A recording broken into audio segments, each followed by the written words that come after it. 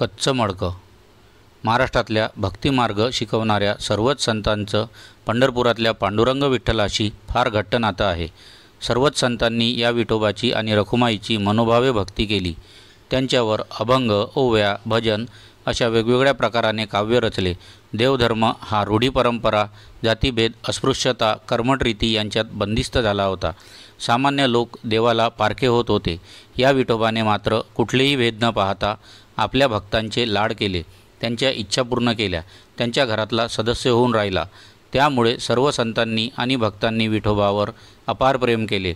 त्याचे दर्शन घ्यायला त्यांना पुन्हा पुन्हा जावे वाटायचे. दर्शन व्हावे, पुन्हा पुन्हा विठ्ठलाची भेट व्हावी, त्यानिमित्ताने इतर भक्तांचा, संतांचा सहवास लाभावा म्हणूनच दरवर्षीची वारी सुरू झाली. वारकरी संप्रदायातले आद्य संत ज्ञानेश्वर आणि त्यांची भावंडे अर्थात विठ्ठलाचे भक्त होते. त्यांच्याच काळात संत नामदेव, संत गोराकुंभार, संत चोखामोळा असे इतरही संत होऊन गेले. संत नामदेव हे तर लहानपणापासून विठ्ठलाचे परमभक्त होते. त्यांनी दाखवलेला नैवेद्य खायला स्वतः विठ्ठलाला यावे लागायचे, त्याशिवाय ते जेवायचे नाहीत. त्यांनीसुद्धा असंख्य अभंग आणि भजने लिहिली होती.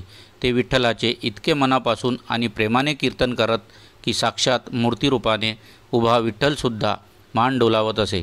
त्यांच्या कीर्तनाचा आनंद घ्यायला निवृत्तीनाथ, ज्ञानेश्वर, सोपान आणि मुक्ताबाई गेले. मन लावून कीर्तन ऐकले. कीर्तनानंतर ते नामदेवांना भेटायला आले. निवृत्तीनाथ, ज्ञानेश्वर, सोपान सर्वांनी त्यांना एक एक करत नमस्कार केला. त्यांनी मात्र परतून नमस्कार केला नाही. विठ्ठलाशी त्यांची जी जवळीक झाली होती त्यामुळे त्यांच्या मनात थोडा अहंकार उत्पन्न झाला होता.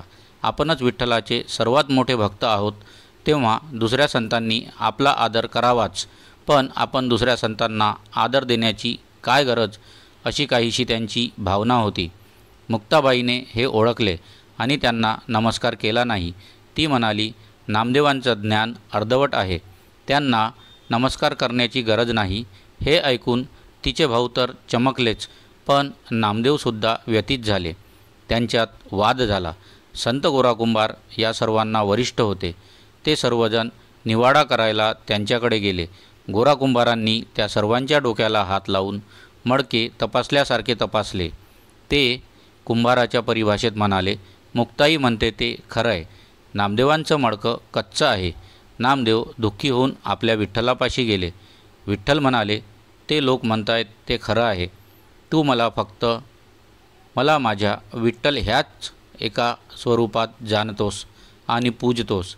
तुला एका गुरुची गरज आहे. ज्ञानेश्वराकडे जा, तेच तुला मार्ग दाखवतील. नामदेव ज्ञानेश्वरांकडे गेले. त्यांनी नामदेवाला विसोबा खेचर यांना भेटायला सांगितले. हे तेच विसोबा खेचर जे आधी ज्ञानेश्वर आणि त्यांच्या कुटुंबाचा मत्सर करत होते. पण ज्ञानेश्वरांची पाठीवर मांडे भाजण्याची लीला पाहून त्यांचे भक्त झाले होते. त्यांनी नामदेवाला शिष्य करून उपदेश केला आणि नामदेवाचं ज्ञान पूर्ण केलं.